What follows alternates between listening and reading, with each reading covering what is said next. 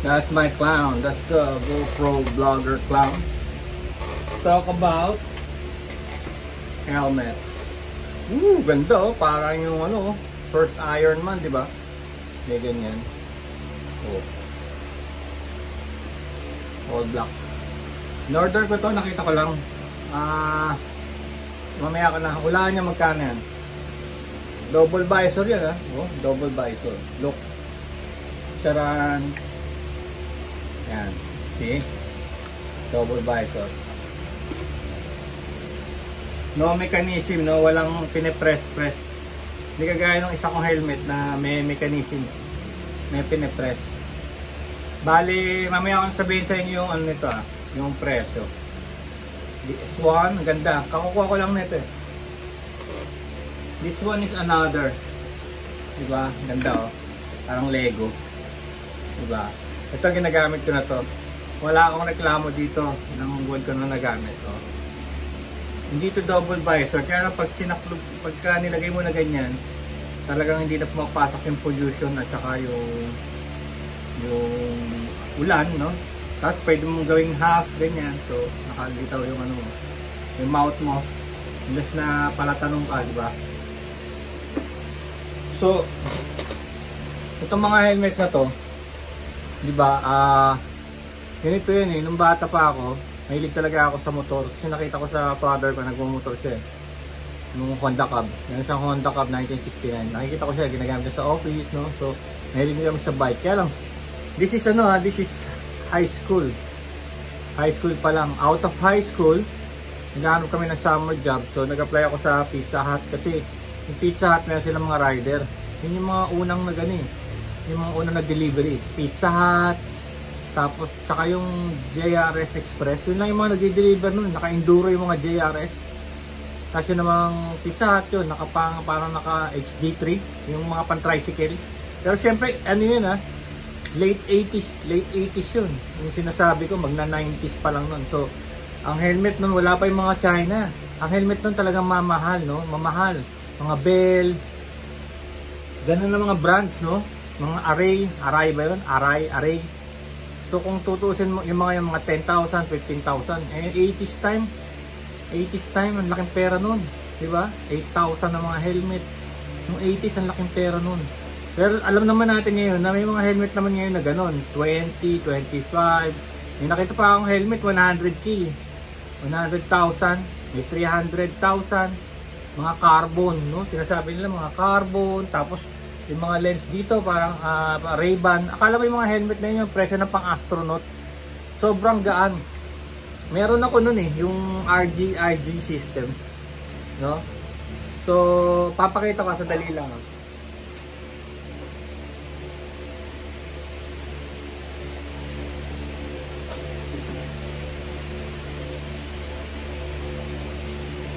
Ito yung RJ systems ng Australia. Ito yung sikat sa RJ systems.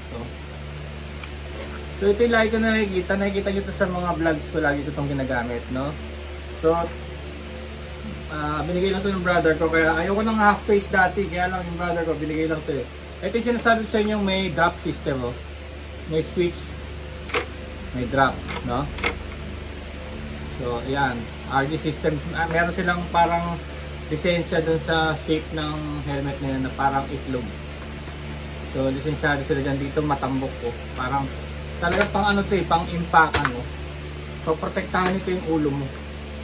Kaya lang, ano na ito eh, 2012 pa eh, luma na eh. Para sa tingin niya parang okay pa, no? Kaya lang, puro gasgas na eh, oh.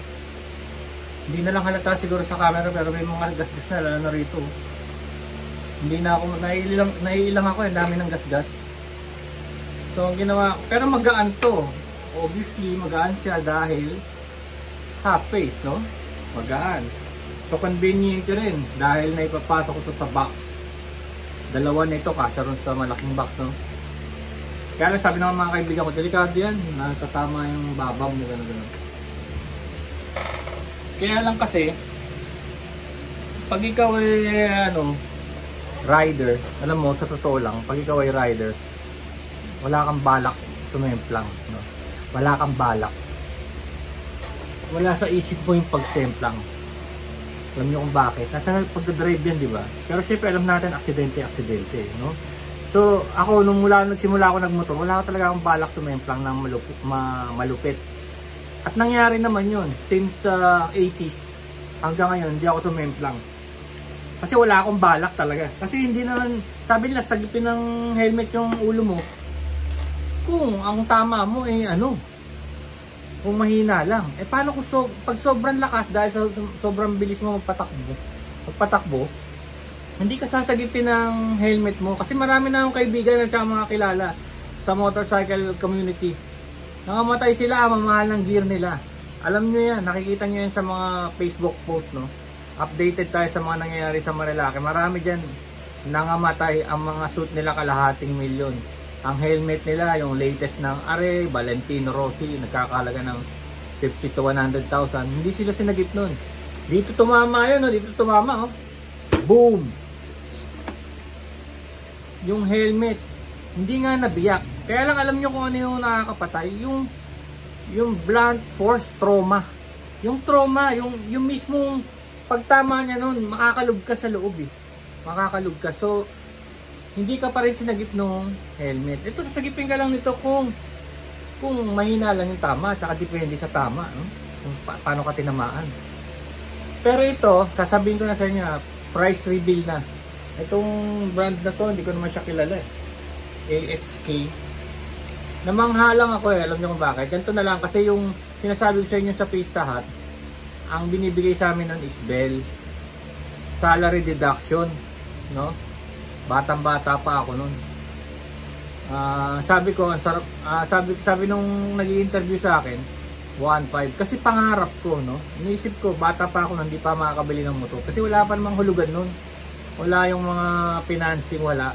Kailangan bayaran mo ng cash yung motor. So, bilang high school lang, wala akong gusto ko lang talaga magkaroon ng helmet para kung malapit na ako, may helmet na ako. Alam niyo yun, yung may helmet ka sa bahay, susuot-suotin mo, tapos nagdi-dream ka na, nagda-drive ka ng motor, no? Nangangarap ka na may motor. Pwede na sa akin yun, bata, di ba? Sabi nung nag-i-interview, gusto mong maging rider, o sige, yung helmet kasi 1.5 salary deduction yun. In one year babayaran mo yun. So, mahina lang, di ba? Pero sabi nung sa akin interview, ba't di ka na lang maging crew? Sabi niya, sayang ka. Bigla niya sinabing ganun. Ba't di ka na lang maging crew? Sabi ko, ba't sayang ka? Tapos yung mukha niya, tinignan ko yung mukha niya. Parang iniisip niya parang delikado yung pagmumotor. Doon ko lang nakita yung mukha niya. Ayaw niya sabihin na delikado yung pagmumotor. Siguro dahil sa dami kasi EDSA ang biyahe. Nandun kami sa Cubao So yung mga Pizza Hut Cubao. So ibig sabihin yung mga dideliveran, dadaan ng EDSA. Kaya sabi niya, kasi ang dami na aksidente Sabi niya maganda yung nandun ka na lang sa restaurant. Safe pa, ganun. Sabi ko, gusto kong magbiyahe-biyahe. So yun, doon ko nakakita yun. Yung first time na parang sinasabi nilang delikado ng motor. Pero gusto ko talaga magmotor. No? So yun ang kwento. Bell yung helmet. Ganda, kulay white. No? So ito, nagulat na lang ako. Nagdatingan to mga helmet na to. Kung sa pwede. Bakit hindi? Kaya lang, medyo malambot ano tayo pakita sa niya? Diba? May ganun. Tapos medyo yung padding tinipid. Pero 600 lang kasi to. Sasabihin ko na yung presyo. 600 lang. Diba? Papakita ko sa inyo kung gaano Ayan, dali.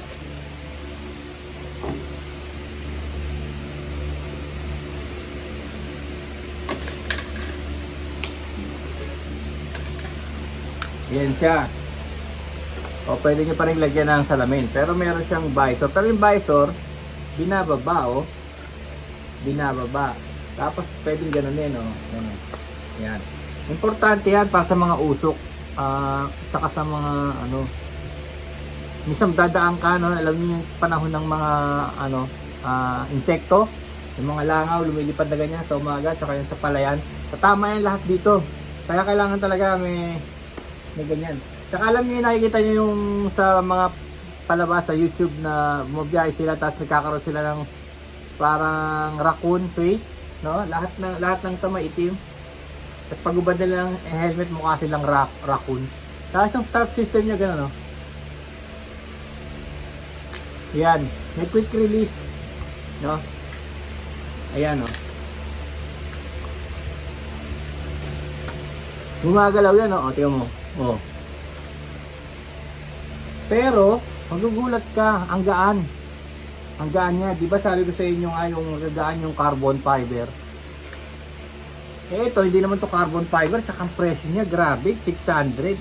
Eh bumili nga ako ng 2 tray na itlog, 600 din, di ba? So ang katumbas nito 2 tray na itlog. So pwede na, di ba? Tapos yung mga vlogger, dito nilalagay yung GoPro eh. Tsaka yung camera, no? Kung gusto niyo mag-cellphone kayo dito. Lagyan niyo ng carrier phone, no? So nakatapat na rin sa bibig niyo, pwede na kayo magsalita. Tapos shape na ganyan. So kagaya nga ng sinabi sa inyo, may mga helmet nga na mumura yun, tsaka parang kala mo hindi ka poprotektahan, pero tandaan nyo, ang papatay sa inyo yung blunt force trauma, yung mismong trauma.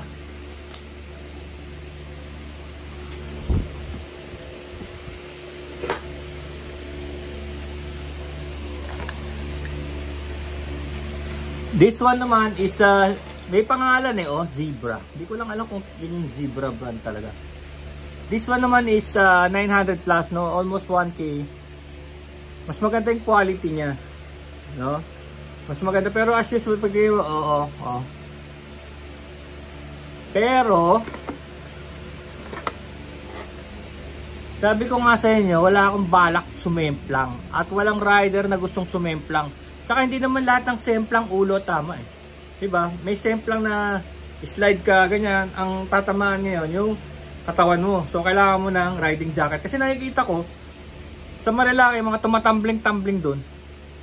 Ang ganda ng helmet. Yung mga latest na helmet ngayon na talagang tigli 5,000. Hindi pa rin sobrang mahal. Mga, basta maganda, mga 5,000 ganun. Pero, well, naka-ano lang sila dito, naka-tela lang sa katawan, no? Naka-jeans lang, naka-tela, tapos naka-skating shoes, no? So hindi pa rin ano, kaya tatambling-tambling sila na gano'n. Katulad nun, sumemplang sila, tumambling-tambling, di naman tinamaan yung ulo. No? So, pwede na rin kung sa pwede. Ito, 1,000, yung isa, 600, di ba? So, pwede na. Ito, nagugustuhan ko to, alam nyo kung bakit. So, pwede mong ganyan eh. So nakakahinga ka ng maigi. Tsaka kung alam mo pag bumabiyahe ka tapos di mo alam yung lugar, tanong ka ng tanong. Pagka yung isa nakasarado rito, tinatanggalin nila gano'n, no? Oh, saan ba rito yung ano? Saan ba rito yung release ng trend gano'n? Hindi kagaya nito, nakaganyan na. Tapos pagka talagang malamig, yung malamig talaga, ganyan, no? Sarado nyo lang na gano'n. Tapos maganda yung lens niya. Alam nyo kung bakit? Binabayaran minsan sa mamahaling ano, yung lens. Kasi yung parang Ray-Ban nga. Yung may chemical sa loob yun eh. Tapos pagka matirik yung araw, dumidilim ng gusto. Tapos pagka wala na yung araw, nawawala. Nagiging semi-clear. Ganun yung ano, nag-a-adjust siya sa depende sa panahon, no? Yun yung parang Ray-Ban Balsam Lamp BL Balsam Lamp technology. Ginamit yun, kaya sumikat ang Ray-Ban, ginamit yun sa astronaut nung sina Neil Armstrong. Yun yung helmet nila, naka BL, no? So binabayaran yung lens. Di kagaya nito, ito pipitsuging lens lang, pero pwede na. Tsaka tignan mo, walang mechanism, tandaan nyo, walang mechanism. So pati ito wala rin, no? Walang yung automatic, so, parang Iron Man, wala. Kasi sobrang mura nga, pero masasanay ka na rin. Hindi kagaya nito, di ba? Tingnan nyo to, hindi mo hindi mo mapindot. Tapos may mechanism, di ba? Gagalan mo, tingnan mo, di ba? Ang ganda tignan. Tignan natin, suot ko.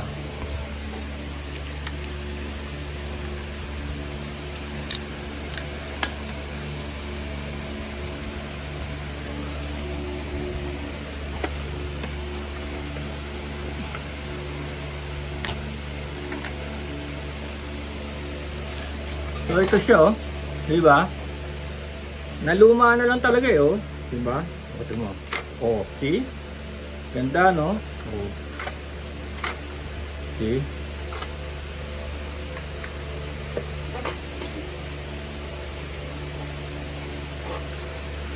Yun lang talagang lens eh, oh. Pero ito yun, isa sa lens. Sobrang tagal na siguro ng gamit. Ang dami na namin biyahe na itong helmet na to. No? Nawala na yung pad dito eh, oh. Kaya nailang ako eh. Nawala eh dito. Diba? Meron yung dating mga padding dito na durog na eh. Pero okay pa to. This one will come parang 18,000. 18K to. RJ Systems na to. Samantalang itong mga to, 1K, 600 pesos. Diba? Nakakatawa. Pero isipin mo, kagaya ng kwento ko kanina. Yung bata na nangangarap pagka-helmet. Imagine mo kung makabili siya nito, di ba? Yung pangarap niya parang malapit na. Di ba? Ng batang nangangarap magka-helmet.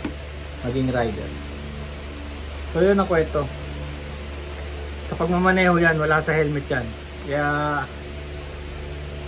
kung talagang nagsisimula pa lang kayo, pwede ito. Ayun, gagamitin ko ito. Gagamitin ko ito rin sa big bike. No? Peace, brothers!